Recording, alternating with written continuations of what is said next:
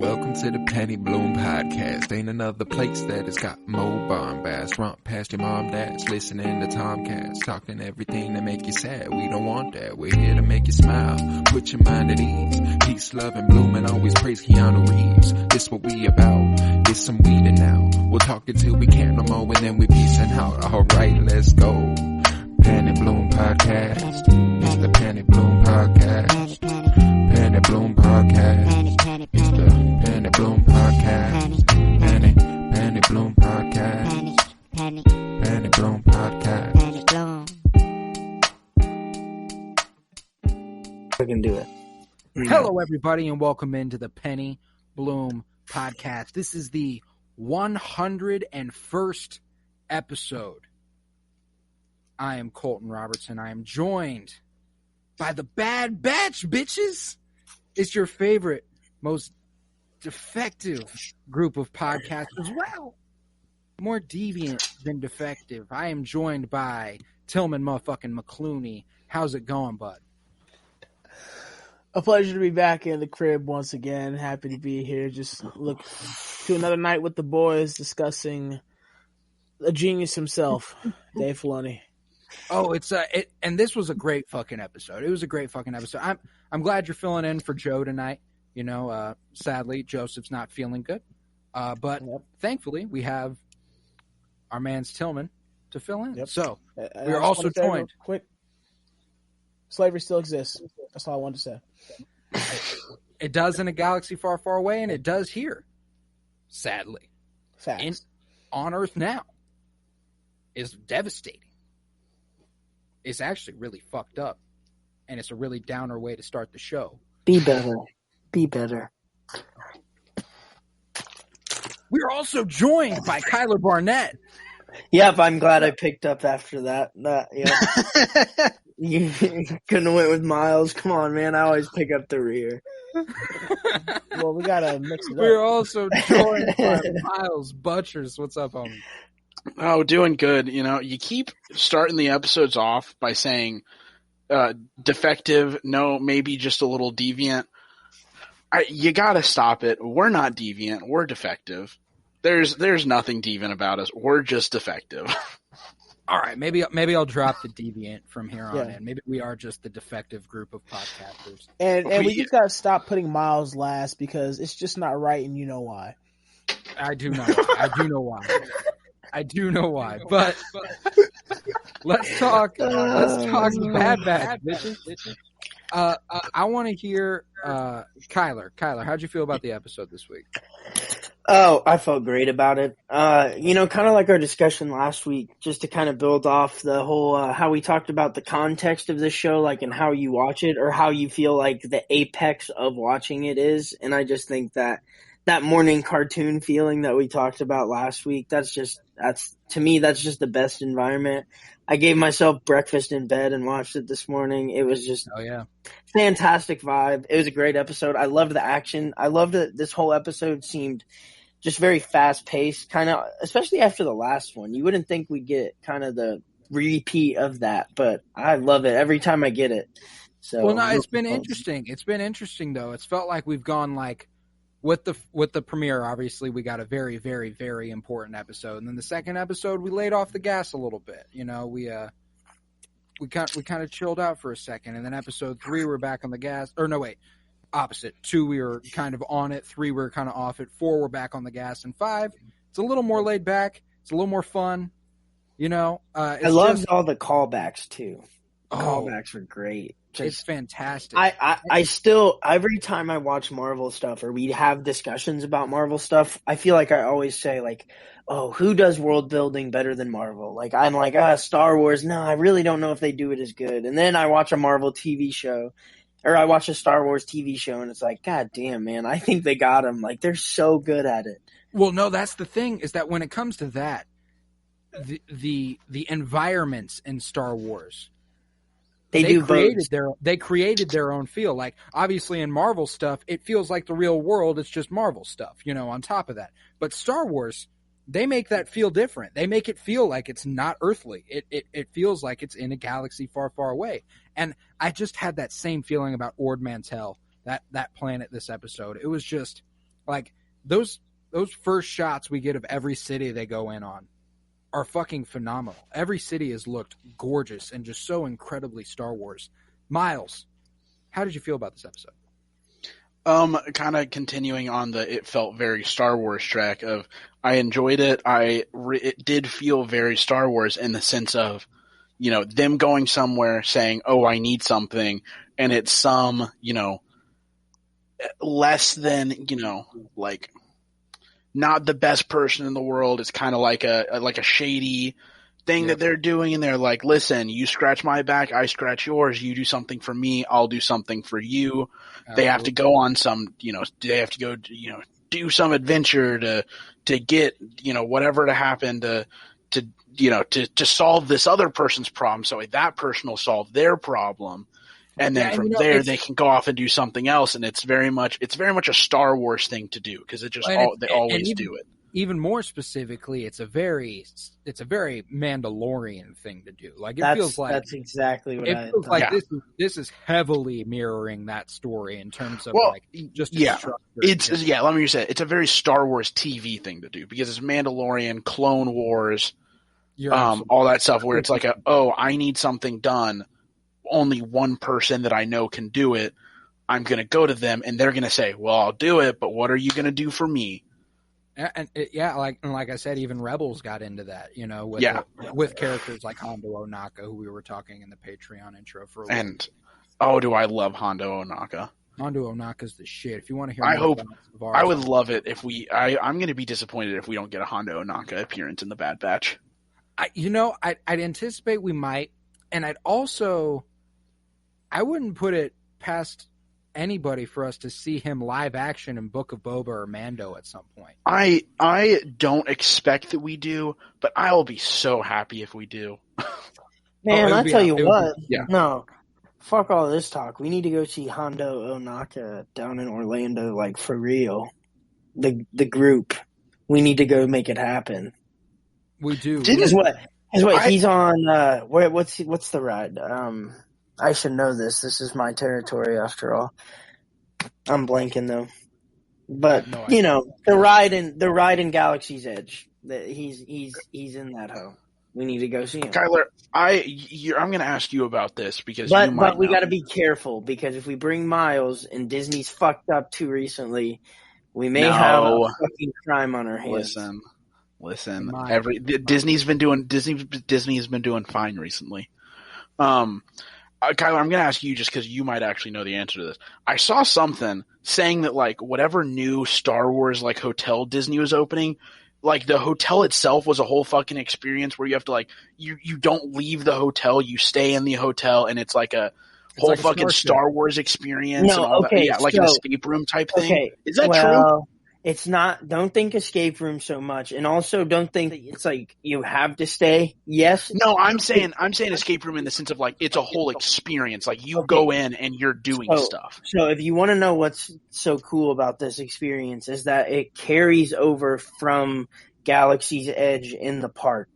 So when you go to Galaxy's Edge, the people, the cast members, all the droids, all the stormtroopers. Fuck, even Kylo Ren, it doesn't matter. Whoever's walking around, they will recognize you from the hotel. They'll have all your information and relay it like you're actually someone in the Star Wars universe.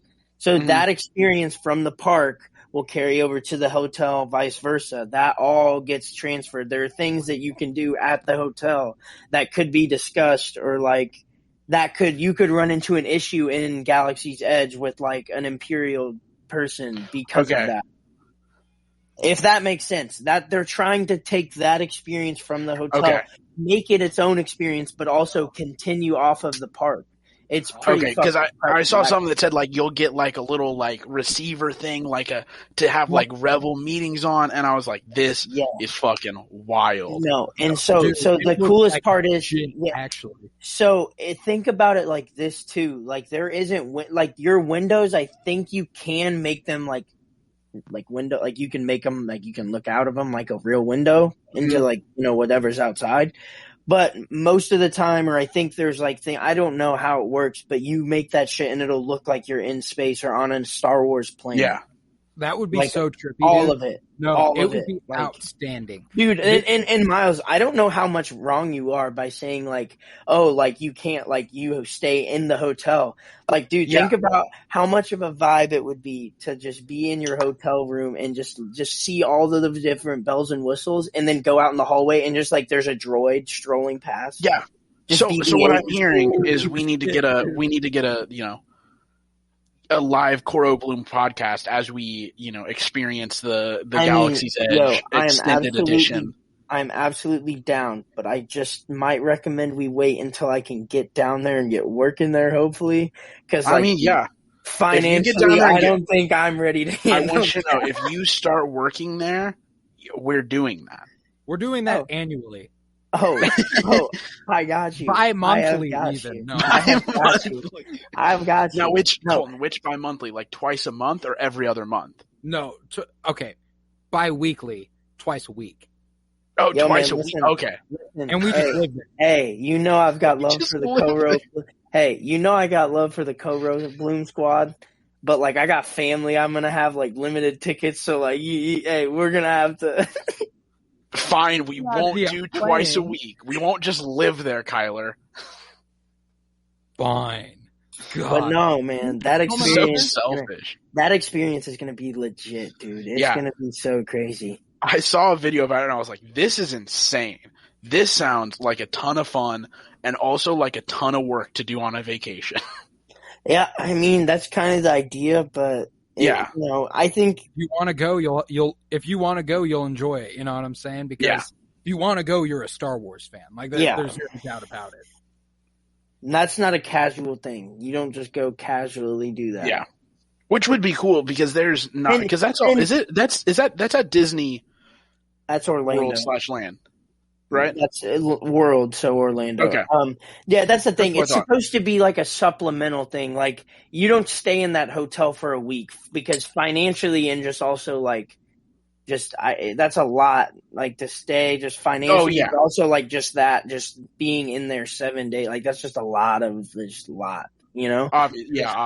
So they've designed it to where it's like a short stay thing where it's like you come in, you stay 1 to 2 nights and you get that experience, you build off of it in the park a day or two, and that's you round out everything and feel like totally immerse yourself in the Star Wars stuff. So that's why, like, you'll probably see that hotel. It's not that big for one. It's going to be a little smaller just because they don't need tons and tons of rooms in that hotel.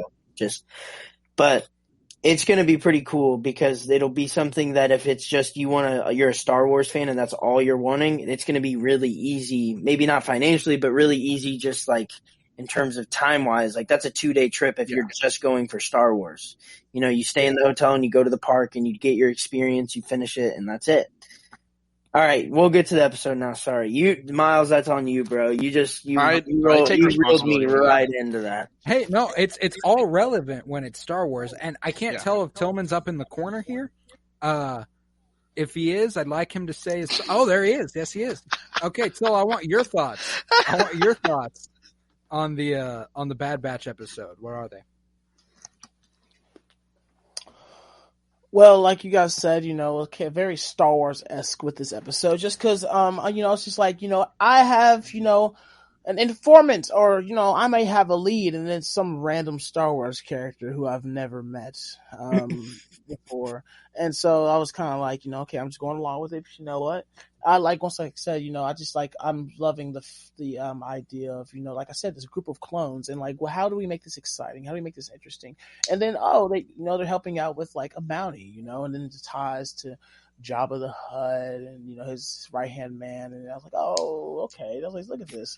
Look at this. Just making connections all over the place. It's just fun to see the connections that you make with the TV shows and the cartoons and to the movies and whatnot. But also I love this pattern we have of, this character development with Omega as well. Just of, it's a pattern of, oh my gosh, we gotta go save Omega. Oh my gosh, Omega saved me. Oh my gosh, Omega saved us. Oh my gosh, where's Omega? Oh my gosh, she's been kidnapped. Oh my gosh, next episode, Omega's showing, her development and how she's part of the team and how she is useful and she's not just a liability, and that pattern is continuing out. And it's just fun to see how she develops and how she, does her part. She was like, I wasn't, doing whatever. I was unlocking. Da da da. Oh my gosh, we need to warn Omega that she's going to get wasn't kidnapped. sniping. Actually, Omega's standing on that ledge right there. Actually, Omega has kidnapped the entire enemy fleet. Oh, holy shit. Wow. Look if at it that. Holy shit, Omega is pulling a Holdo maneuver on the Empire. I'm just saying, if Omega was going up against Anakin, based on what I've seen, there's a 50-50 chance that she could have saved the entire. She could have, saved the whole. She could have ended. She could have ended. Yo. The Order 66 all on her own. Exactly. I got a question, guys. I was watching Rogue One the other day. Jin's filing through those files, all the stuff where she finds Stardust and War Mantle and stuff. One of those project names was Mark Omega. Now, I mean, this is a good time after Rogue One's a good time after the Bad Batch, but is there a chance that, the Empire is looking for Omega and it's like the center of a big project down the line? Like, what? I'm still so fascinated to see what Omega's tying. Or do you think it is just them trying to pick up or continue whatever they were experimenting with whatever Omega was? You know what I mean? I don't know. There's like any number of directions we can go, and that's so far after the fact that it's like it probably means nothing. But it's like, nope. What if it does? See, this is the problem. I never feel like they the shows are they're always so close, but just not close enough either to the movies. I'm gonna go with. There's just too much time for there to be too much ambiguity. You know what I mean? It's just there's just enough to just fuck with your head so much where it's like, I don't know if this is possible. I can infer that it's probably like there's a chance, but I can't you can't get confirmation unless you're gonna get. Yeah, Omega is like a word they would definitely use in Star Wars just as like a project name, right? Yeah. So it's like, it could mean absolutely nothing, but also there's a character from the early days of the Empire, and they've already taken from that very line of dialogue. Why wouldn't they be taking from that very line of dialogue for something else in the show? You know what I'm saying? Yeah. So the war. But like how you spoke of, kind of like you spoke of, like you said, a word that's used in the, in the movies and in the shows, something that they would just use. So like I said, like you said, like with Jedi. That was weird. We had a little bit of echo. We're cool though. Yes, like with Jedi, I thought Jedi was the same thing throughout, the whole Star Wars universe. But then when Rey called herself a Jedi, I was like, okay, well, apparently she's some sort of a different Jedi because she sucks ass. So maybe it's a different Omega. It's not the same Omega. It's just the slander coming from Tillman. Just Rey to Skywalker. skip right over that, I'm going to say Rey at a different date. I fucks with Rey. I'm not gonna on him more. No, where are you, bitch? I'm in front of you. Shut up. All right, just to skip right over that. I don't think it's applicable. I hate to I refuse to believe that that they're the same Omegas, because I'm convinced that I don't think the Empire's after her right now. I'm convinced it's the Kaminoans. Yeah, the Kaminoans that are going after her, and I don't think that. I think the Empire doesn't give a fuck what the Kaminoans do anymore until the Kaminoans try and pull some shit. I think they're just like, go fuck yourself. We're done with your clones. We're going to use your clones for the next 6 months to train our soldiers, and then as soon as we have a new army trained, we're cutting ties, and we're just gonna get rid of the clones. Stop paying you guys, and we're just going to move on. And that's why I think the Kaminoans are trying to find some shit, and that might play into it. But I don't think it's gonna. I don't think the Empire is ever going to care about what. Okay, but the also, were don't you trying think to it's do. entirely in the realm of possibility that we know that Tarkin thinks that Crosshair is at the very least resourceful or a good asset to have. So that's the Empire thinking something positive of something the Kaminoans are loosely responsible for, at least. And if the Kaminoans are looking for Omega, don't you think if the Empire is already interested in Crosshair, we know Omega is becoming more and more resourceful and showing that she obviously has some sort of enhanced. She's got something. Well, I also don't you think that could catch the eye of the Empire? I want to point out something. We saw this episode. So. I also want to point something out just to lend to the Omega thing, just throughout this episode. We saw her pick up a bow, right? I want to think back to the characters who we've seen with a bow recently. We saw Janna, who had a force tie. Janna. In The Rise of Skywalker. She put her blaster down, and she was a part of a stormtrooper battalion who fled on Endor. Okay. Yeah, she had a force tie. We saw Chirrut Imwe with a weird energy bow. Another force tie with the I am one with the Force is with me, I am one with the Force is with me. And then, I mean, we've seen Night Sisters with a bunch of bows. All of these have very, very specific force ties. It is interesting to see, another character with a bow coming up who has these we have these suspicions about. I don't know. Yeah, but we did see all these asshole slavers use bows as well, and they don't have any force ties. But like true. I said, very I mean, true. Miles, I don't know if it's totally. Oh no, it's definitely within the realm of possibility. I just don't want it to happen. You guys ready to jump into the scene by scene breakdown of Bad Batch Episode 5 Rampage? Yes, sir. No. Let's get it. Talk about these force ties. We talk about some other stuff for a while. We'll wait for you, Miles. Okay. I want to hear these force ties. All right, I'm ready now. We can start. All right, Bad Batch bitches number 5, Rampage. So we open on the crew in hyperspace, where Tech is fitting Omega for Crosshair's old comm device. And, she speaks into it. She's like, Echo, where are you? And, he's right behind her, and he's like, that's not a fucking toy, Omega. And she speaks into the comm again. Copy that. Yeah, she does the thing that every single one of us would do if given a comm device like this. 100%. I'd be like, hey, asshole, where you at? Oi, Echo, come in. Dickhead. Oi, dickhead, come in. Because honestly, even at our age, if somebody were to say, if you saw someone with a walkie-talkie, we're like, can I talk through the walkie-talkie? Like, hey, can I see that? Can I see that walkie-talkie real quick? Hey, assholes. Yeah. So, we would all do the same thing with the comm. It's just, it's a kid-ass thing to do, and even not a kid-ass thing to do. Star Wars comm link. I'm disappointed she didn't just immediately just go Roger, Roger into it and see if they all just started tweaking. Roger. You just see their eyes glaze over as they have war flashbacks. Oh God, that's terrible. But Omega then asks the group why they're going to Ord Mantell when their plan has been to lay low. And Hunter tells her that there's a bounty hunter after her, and they need to find out why. And Echo chimes in that he has an informant from the days of the Republic, one the Jedi trusted. And Tech, being the smartass that he is, goes, "Oh, the Jedi, who are all dead." Too soon. But little does he know they're not. Little does he know they're not all dead. Too soon.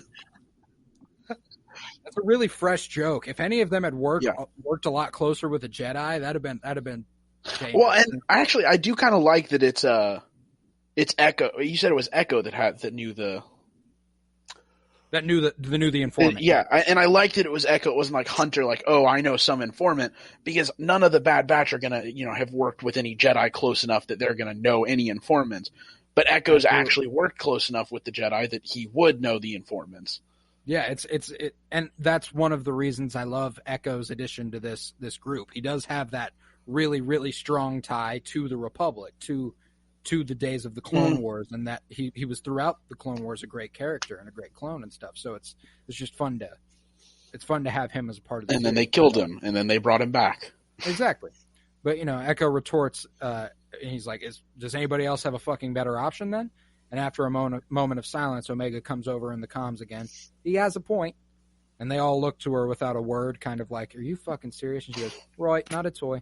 And but they make planetfall on Ord Mantell, and this is a real Star Wars ass place. You know what I'm saying? They showed the whole city area. What is fascinating is that Ord Mantell is said to be a hub for the Black Sun crime syndicate, which means we could be getting the continuation of that Maul storyline here in the Bad Batch, because he is the leader, I believe, of the Shadow Collective, the rival to the Black Sun crime family. And it's probably sensible to say that the Black Sun is running the slave trade here on Ord Mantell, given that they're the crime syndicate that runs the planet. So it would be interesting to see if that ever comes into play. Maul's crime syndicate ties. I don't know that it will. Maybe that's a different season type of thing. You don't want to kick it off with introducing Maul into the fold already. But we're already back in this space, and a lot of people have been asking for Maul's story there. I wouldn't be surprised to see him pop up as a potential villain in the future for this, or an antagonist for this. Or it'd be perfect.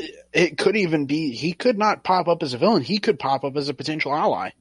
He could. You never know with Maul. He could pop up to, be. I got to think that if he popped up, it would be with some fascination with Omega too, which would be dope. Oh, see, I was thinking he could even pop up in that, because she says, you need you need friends and you need money.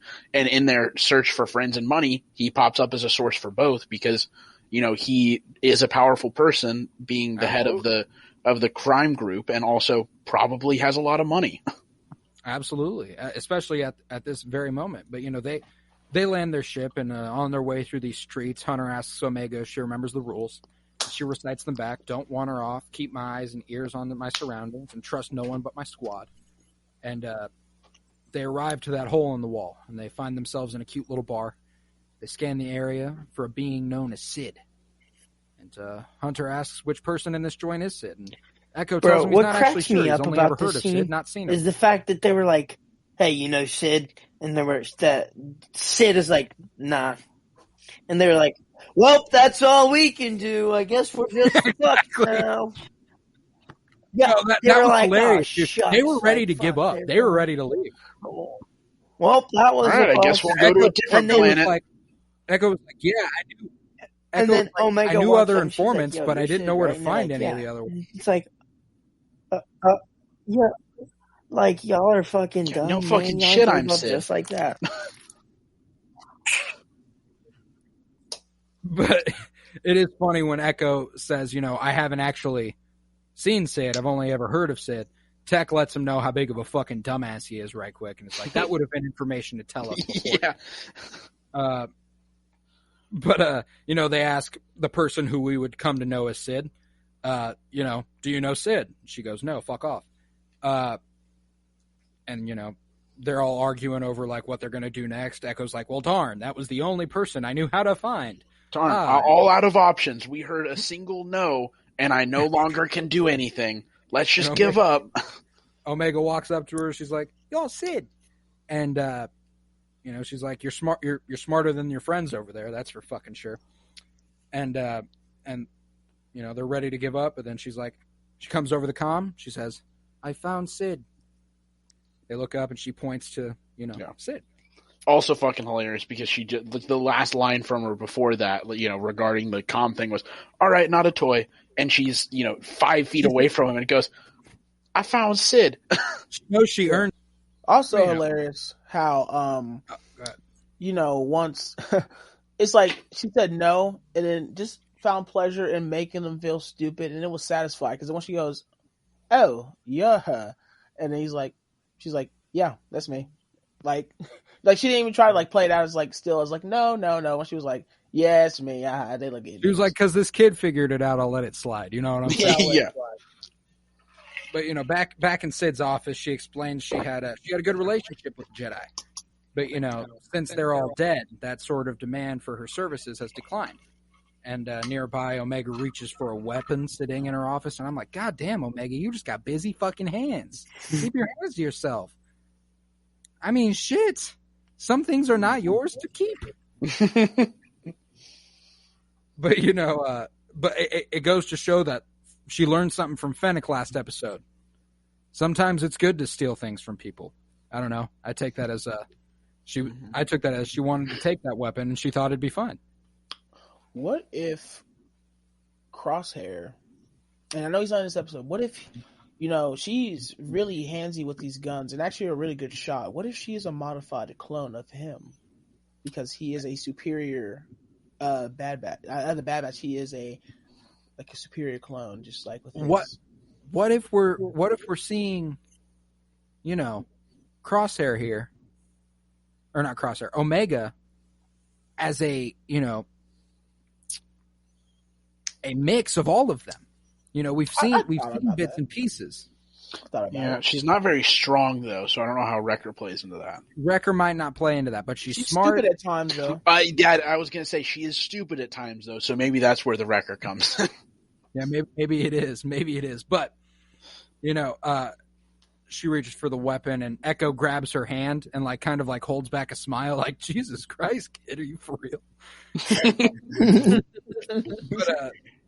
But the Bad Batch and Sid go back and forth for a moment when she tells them to cut the shit and tell her what they want. And Echo approaches and brings up a hologram of Fennec Shand, and he asks if she can find out who hired her.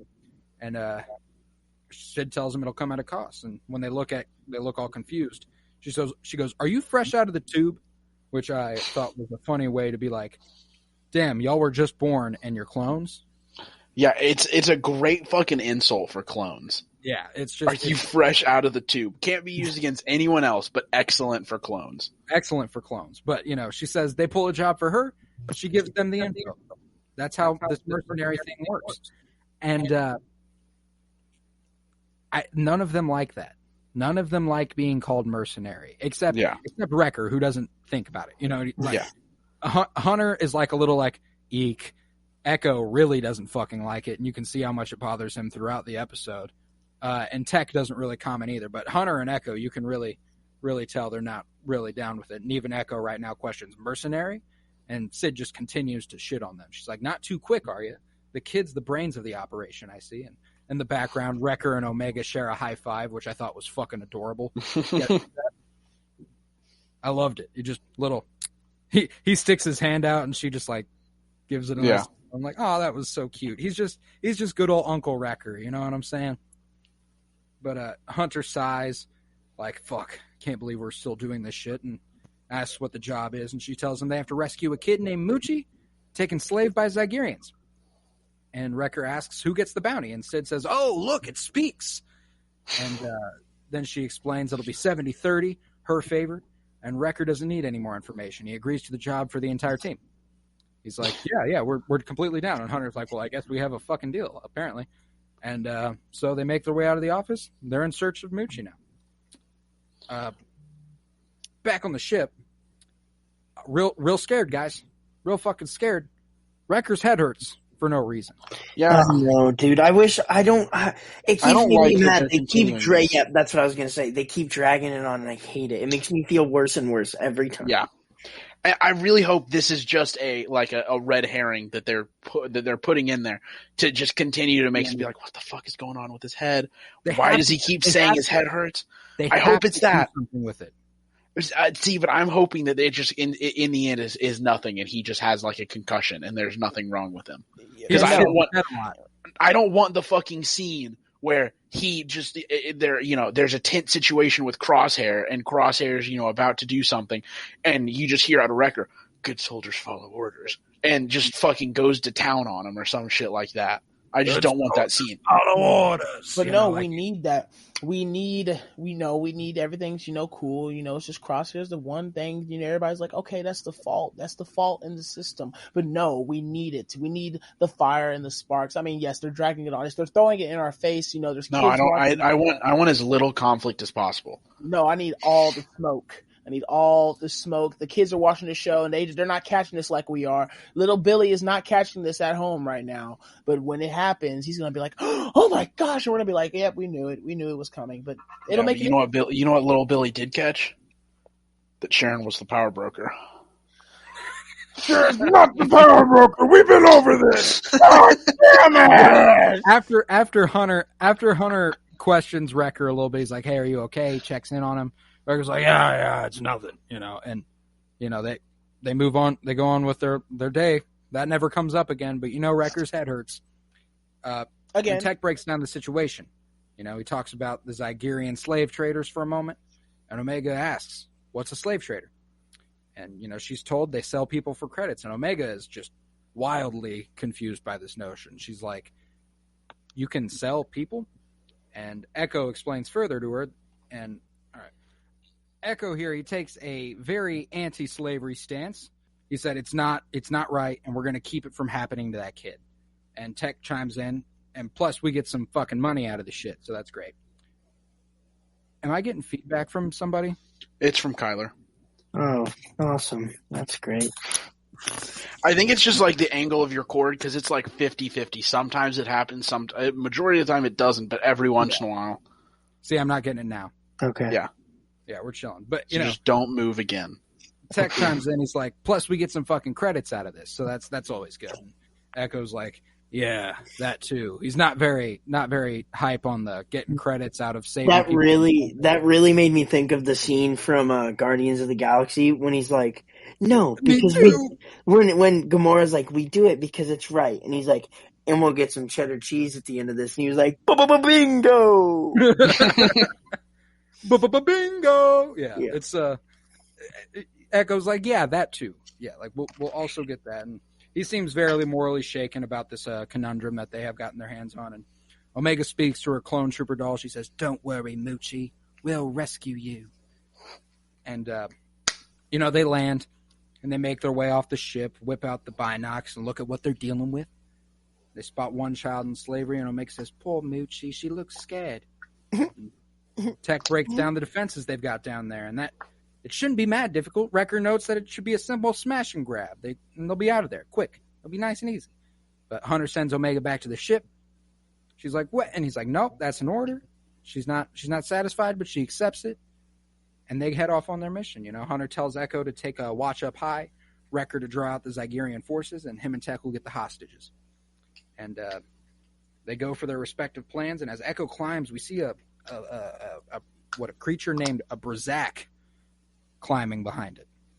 That thing was badass. It was very cool. Yeah, I fucked with that. It was very cool. But, he hears the Brazak growl behind him, and he is swiftly knocked from his post. Their position is given away by the chaos here, and everyone is taken captive. Very quickly. So, that plan went to shit fast. But back in Sid's office, we see this hologram speaking Huttese. And I saw those fingers, and I was like, oh, God, this is best bib Fortuna. She tells him to assure his employer he will be reunited with Moochie soon. And Fortuna offers back a threat in Huttese, and Sid tells him, hey, there's no need to worry. She's got her best people on it. And we just saw her best people get captured. But, we cut back to the Bad Batch's shuttle. But Colton, we know her best people aren't the Bad Batch as a group. Her best people is Omega. True. We've already established that. She only cares about Omega. As whenever, they asked her and she said, "No, I'm not Sid."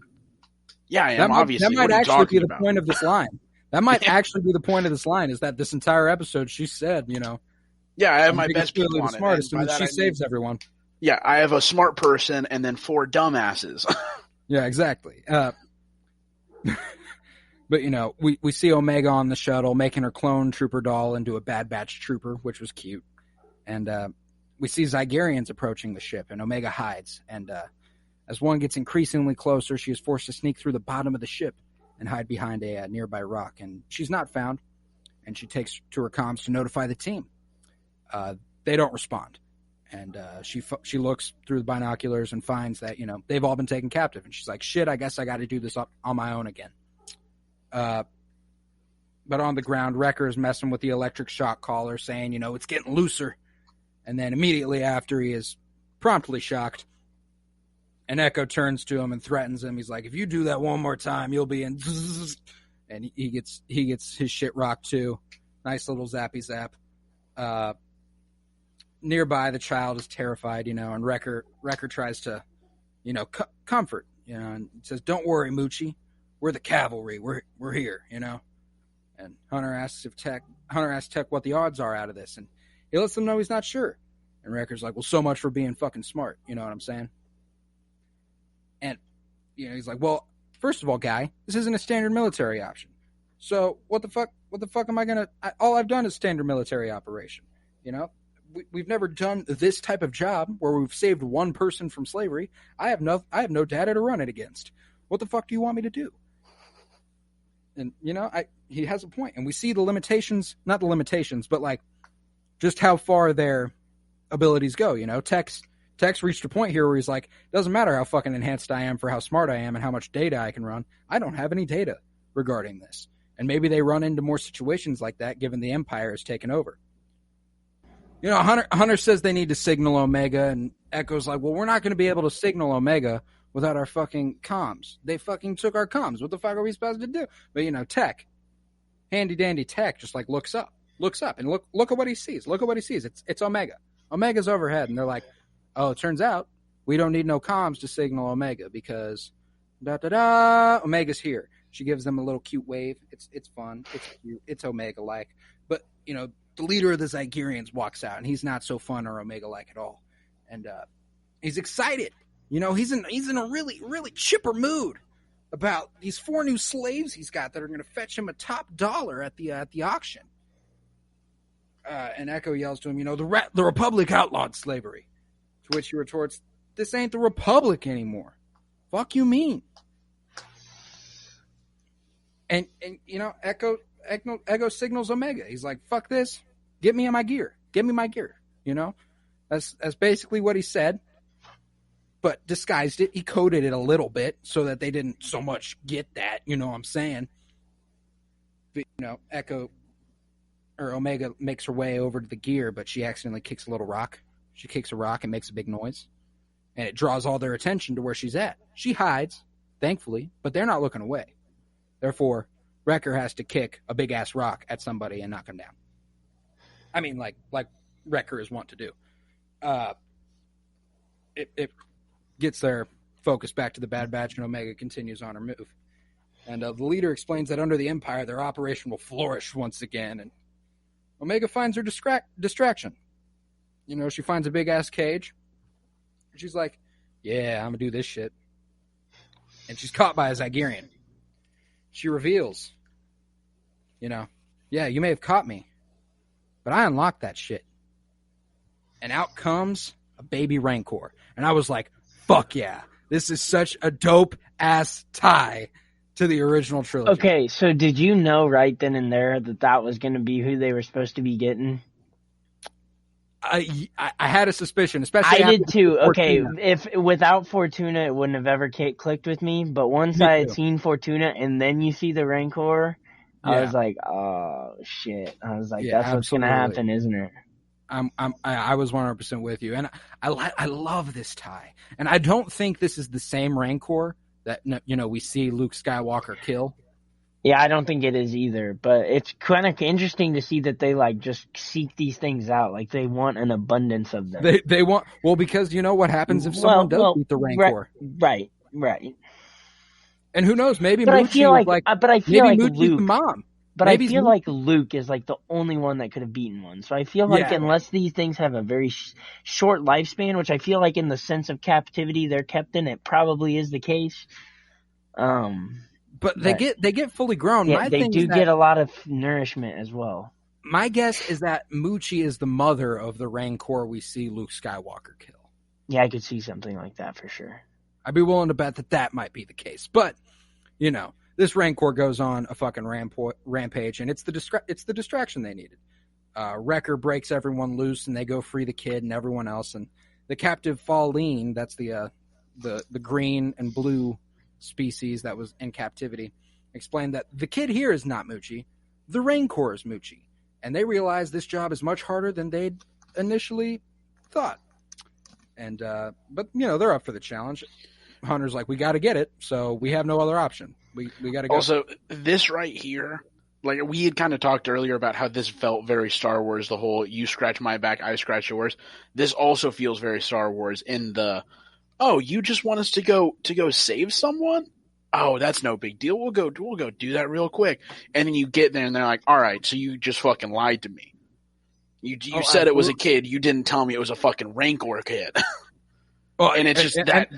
I mean, I can't help but think back. I can't help but think back to Mandalorian season 1, episode 1. I think I'm looking for a 50-year-old. Turns out I'm looking for a fucking baby. Yeah, like it feels very Star Wars in the like. We're gonna tell you 75% of what you need to do of the truth, but that 25% drastically changes what you're doing. Exactly. But they assign their jobs. Echo and Omega will take the freed peoples now back to speeders to get them off and running, and the others will head to Moochie. And Moochie is absolutely bodying some slave traders, which you just love to see. And I like that they stand back for this part. They're like, let's let him do his thing. They're like, let's let him fuck on these Zygerians for a second. They're selling people. Let's let them die at the hands of this guy real quick. But but then the Bad Batch and Moochie are attacked by the leader of this clan on the back of his Brazak, and I was like, okay, that's pretty cool. Riding in on your giant pet here. That's pretty fucking pimp. It's hard to. The pet was cold. The pet was cold too. And sorry, my bad, Tillman. No, you're good. I was just saying his confidence as a leader too. Like the man knew that he was a shit too. Like he's like, even though he lost, that man went in like, I'm finna fuck shit up. I'll 5v1 all of you with my pet. Oh, 100%. Yeah, he wanted the smoke. He was like, I can take you all with as long as I'm on the back of this boy. As long as I'm on the back of this boy, as long. I love how much the animals add to, like, I guess the spectacle or like the just edge of your seat, like excitedness. Like, yeah, I just love that how much they add to it. And I swear, like every episode we get one, every single one. And like it reminds me of like what made every show that when I watched as a kid, like that feeling and like that like excitement of like watching a cartoon and any like action happening that was just like, oh my God, as a kid, you're like, nothing could ever be more interesting and exciting than this. Like that's what like some of these scenes do. And I swear it's almost like every single one of them has an animal in it. It's weird that that's the connection absolutely. I'm making, but like any of them, they're just so badass. I love how much they lean into that, and I kind of wish I could go back to being a kid to experience this. Not that I don't like think I have enough kid in me now to watch this show and enjoy it because I love this show, but I wish that I could go back just to experience it like as a kid. Well, and that's what's interesting too is that like I think about how much I would have liked this as a kid, but I could have watched the Clone Wars more when I was a kid. I could have watched Rebels more when I was a kid and stuff. You know what I'm saying? Like, I think with the current level of Star Wars knowledge we have, it makes it even more. That is true. That is true. The way that we can like make these connections and just have this knowledge like from other things, it is pretty interesting. Because think about how many things you'd miss, like Easter egg cameo, Dave Filoni drop-ins. You'd miss all of that as a kid. So there's pros and cons, but anyways. Oh, absolutely. But this guy on the back of his Brazak takes out everybody, and he knocks down the Rancor, and he's ready to use his whip thing on the Rancor again. But Hunter takes him out, tackles him off the top of that bitch, and now Hunter is 1v1 with this guy. Go ahead, finish. Yeah, talk about it. He gets his arm wrapped up in that shit, and I was like, we've seen this before. That's what I was gonna say, dude. Iron Man 2 is exactly what I thought of. Whiplash and at the Grand Prix in Monaco. Every fucking, as soon as I saw it, he started tucking under it and just weaving that shit around his arm, and then he just beat the fuck out of that dude. And I was like, yo, this is straight Iron Man 2, and I fucking love it. The mutual respect between Dave Filoni and Jon Favreau is just beautiful. It's gorgeous. Those two men need to just constantly be attached at the hip just to see the greatness that could be fucking created. It could be outstanding, and it is outstanding. But, Hunter slowly pulls him in closer, and he's in pain. You can hear him groaning and stuff as he's getting wrapped up in this thing. And he disarms the guy and beats the shit out of him very quick after he has lost his weapon and his pet, But Echo and Omega lead the group back through some fire, and Omega finds herself a dope ass bow to use. She keeps that shit. She's like, I wanted this earlier. I see it. I like it. I want it. I got it. And the Berserk continues.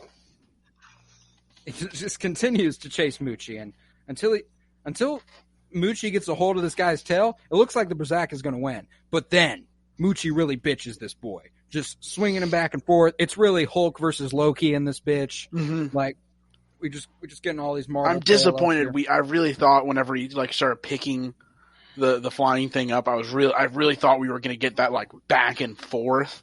Yeah. That we got versus the Hulk and Loki, and we only got like the flop up and down, and I was a little disappointed, but still happy. Yeah, it is what it is. No, I loved this. It felt like it reminded me of like Kong and Godzilla, like just the like in a much smaller scale, but beautiful in its own way as well. Like it was awesome. It was Star Wars Kong versus Godzilla. It was. It truly was. But Wrecker asks how they're like, supposed to slow this fucking Rancor down after he's bodied this Berserk. And until he, Tech informs him, they adhere to a social hierarchy. You need to assert your fucking dominance. You need to fight this guy, basically.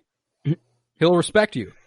And Wrecker goes head on. He's like, that I can fucking do, And They get a nice wrestling match going, real no hold barred stuff. It goes back and forth for quite a bit. Wrecker's really holding his own against a Rancor, baby Rancor. Okay, is that how you interpret that? Because I have a different feeling about it. You think Wrecker was getting bodied? I worry more so that it is Wrecker. Did you even notice how they commented on how it's taking him longer than usual?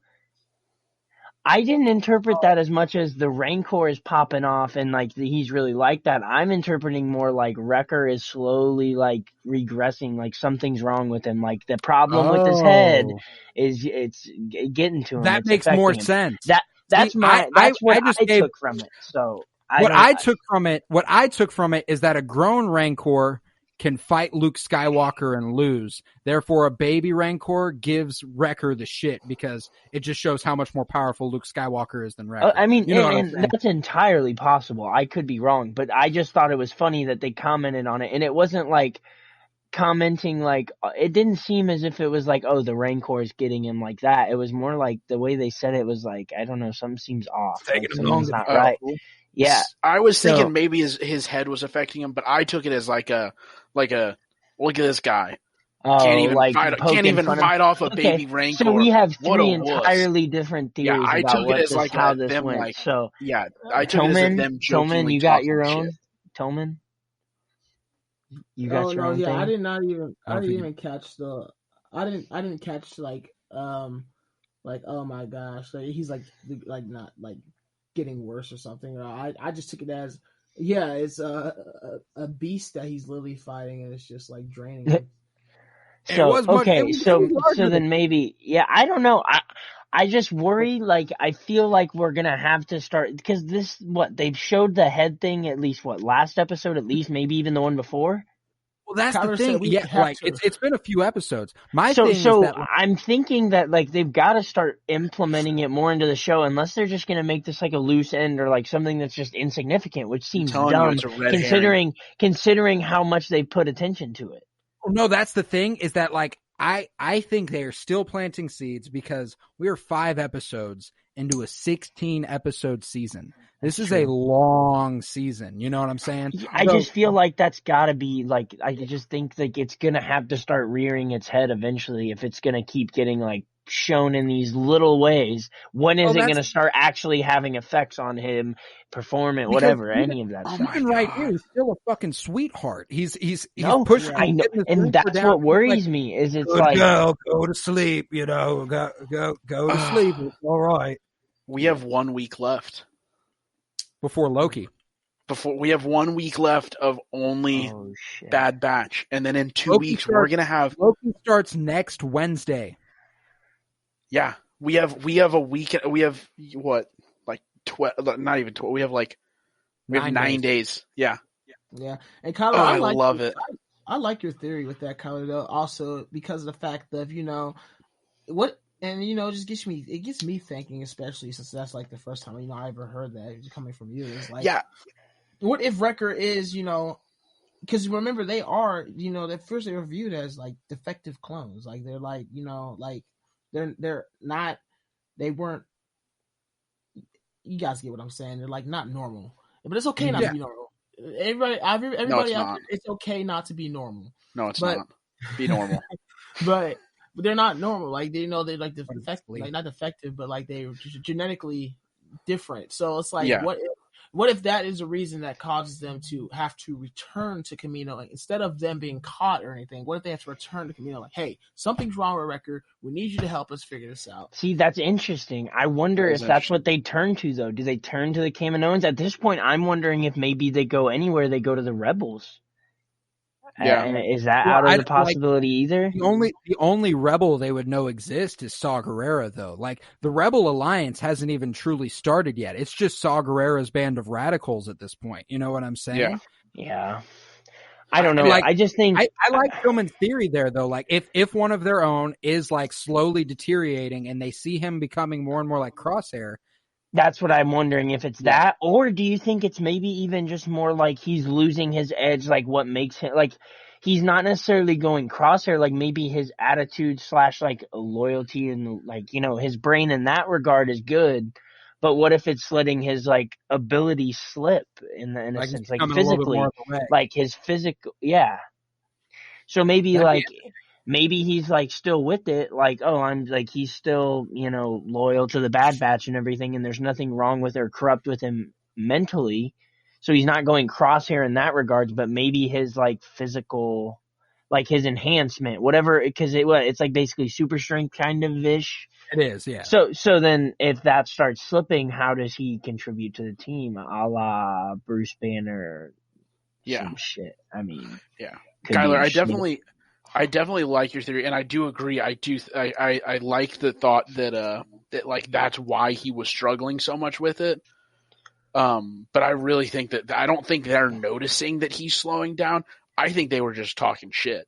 That, I mean, and then like with that group, that's entirely in the cards. I mean that. Yeah. But he ultimately fights it to the point where it does fall asleep before him, and Omega approaches. And he comments on how cute she is up close. And I was like, oh, Omega's just a real sweetheart. She looks for all the beauty and everything. You know what I'm saying? But back at Sid's office, we see a visit from Bib Fortuna himself, along with a couple of Gamorrean guards. And Sid says how honored he is to be graced by the presence of Jabba's right-hand man. And Bib is looking for Moochie, He's like, I need Moochie. Give me Moochie. And right on cue, outside, we hear the roaring from Moochie. And Omega rides up on his back, and it's on her back. It's real cute. It's real fucking cute. But Fortuna runs out and just so excited. He embraces Moochie. He's like, Moochie, Moochie. And Sid approaches, and she's like, yeah, see, now give me my money. And Bib pays Sid like the crime lord he is. And Wrecker and Omega say bye to Moochie. It's real cute and stuff. They're like, bye. And, he says bye back in his own little Rancor way. And Sid tells the gang she wasn't sure they could pull this off. And Echo tells her that, she could have told them it was a Rancor. And she's like, yeah, I could have, but I forgot. And then she tells Hunter, a.k.a. Dark and Broody, to meet her in her office. And there, she explains he's dealing with Fennec Shan. She's new to the scene, but is already renowned. She doesn't know who hired her, but she knows she's working on a direct commission. She says to run from her, they'll need friends and money, mostly money. And Hunter says, they're not swimming in either at the moment. She's like, well, it's a good thing you met me then. There's more credits in it for you if you're looking for work. And as he collects his bounty, he's on his way out. And Sid says it's interesting, With a bounty hunter like Fennec after them, they must be valuable. And it's real threatening, And Hunter looks back real suspiciously, and she's like, don't worry. I'm good with secrets. Now, this wording worries me, because clearly you're good with secrets. You're an informant. You have figured out how to profit off of secrets. It's just interesting, She's clearly going to double cross these guys at some point. I think it's not. I don't think it's even up for debate. She is clearly going to. I don't know if she's going to double cross them, but I definitely think she's going to hold this over their head to get her to get them to continue working for her at the very least. Absolutely, I'm with that too. It's one of the two. She's either going to double cross them or they're going to have to work for her. And I think this is clearly show that she is one of those, because the whole time it's like, for a price, for the right price, or so it's like she's better bread. She's like, better bread. Simple. Yeah, she's about her bread. She knows. She's like, yo, I got shit that you want. Exactly. That's worth something to you. Show me the money. Show me the money. So when she's saying, your secret's safe with me, I'm over here thinking, no, it's not, because obviously, you had a secret, and you told you helped them out with the fact that, if they did what you asked of them, you were willing to tell them who this bounty hunter was, why she, try to figure out as much as you could. Of course she didn't find out like why or who hired her, but so right price. We do learn that Fennec Shand is working on a direct commission, which means she isn't working through a bounty hunters guild type. Yeah, so like we know if we find out who, like, it's simple. She's working directly for somebody. Whoever hired her is like, I mean, it's that simple. There is no looking like for Omega. Yeah, they chose and they sought. Well, so what that calls to me is like they sought out Fennec Shand. Like they wanted Fennec Shand to be on this shit, and like I think that goes back to them saying she's an up and comer. Like her name's hot on the streets right now. Like she has a reputation already as like somebody who gets this shit done. So like, I want to talk about Fennec Shand for a second too. Her upcoming role with Boba Fett. Joe was talking about something the other day, and he got Fennec Shand mixed up with Episode 2's Zam Wessel, the bounty hunter who tries to kill Padme at the beginning, the shapeshifter. And as he was talking about it, I was like, yo, Zam Wessel was absolutely the Fennec Shand to Jango Fett. Oh, you know what I'm saying? Yeah, that is tight. Like his kind of wingman. That's his right hand woman. Yeah, like yo. Yeah, okay. I think, and they have and what's also interesting is Fennec Shand was thought of for this series. Her development began for the Bad Batch, and then she appeared in The Mandalorian 2 years before. So, that shows you how long the Bad Batch has been in the cards. They planned on doing this. You know what I'm saying? That's awesome. Which is fucking, Fennec Shand, they wanted to make her a character in the Bad Batch. They were like, you know what? Throw her in The Mandalorian. Ming-Na Wen is fucking awesome. And she fits here. Put her with Boba Fett. It's perfect. It's just gold. And I love everything with Fennec Shand. Any other thoughts on this episode? That was where we cut to black there with the whole threatening Sid lady. I think the biggest takeaway I have is every week I leave feeling equally, almost equally as satisfied as I did the week before. And it's just so fun to watch this show. That's the best thing I can say. This is fun television from as soon as you click play to the freaking credits. It is just fun. You can't not enjoy it and not have a good time watching this show. I've had few shows that give me as much just pure, just joy. I guess just joy. Yeah. And just childlike happiness. It's a nice, refreshing thing to see on TV. It's just so fun. There's only been a couple other things that have made me feel this way, and it was The Mandalorian, and then it was but even then, dude, Mandalorian can be freaking crushing at times, out of nowhere.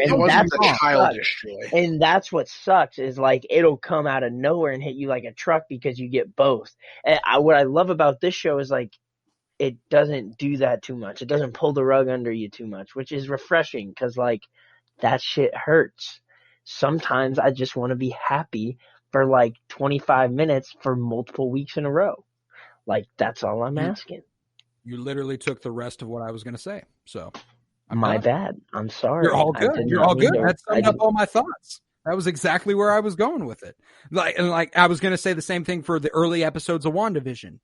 Early on, I was like, dude, I love this shit. Like, I love what I'm getting into here. I have a pure enjoyment of this shit. And then it gets really fucking sad and devastating, and you're like, oh, never mind.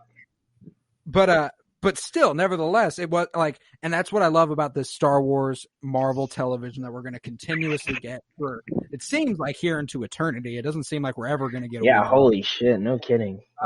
It's because next week, I mean, we start with Loki. Loki starts next week, which is insane to think about. And even more absurd, we'll finish Loki before we finish the Bad Batch. How many episodes is Loki? 5? 6. 6? Okay. Only 6? Yep, same as Falcon and Winter Soldier. And see, dude, I can't wait. Marvel. We get Owen Wilson in the MCU. I'm so excited. I can't. You know what? Let's talk Loki for the Patreon exclusive outro. Let's get some thoughts out on what we're expecting, and let's discuss it for a little bit. How you feel about that? Dude, the trailer was electric. I haven't watched it in a long time, so there's things I've missed, and I'm sure there's a lot of deeper cut things from that I did not take away. But I fucking am so excited because I don't see how this show wraps up in 6 episodes without leaving us on some sort of cliffhanger / ambiguous ending that tells us that Loki will be in this shit for for a while. You know what I mean? Like, he is coming back in a movie. I have zero, this show is going to tell us that. I think it's simple. There's no reason you give the guy a TV show if you're not going to do that. And there's the tease for the Patreon exclusive. Let's calling it out. Loki dies. Wrap up the episode.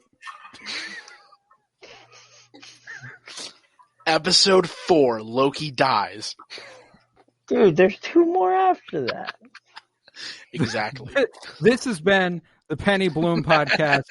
I was Colton Robertson. I was joined by Kyler Barnett. Thank you very much, homie. Absolutely. I was also joined by Tillman McClooney. What's up, homie? Thank you. Always happy to fill in and talk with you guys and add more diversity to this podcast than there already is. We go to 50% when Tillman's here. We go to 50% when Tillman's here. We're up 25. That's good. That's equal representation right there. That's good. It is.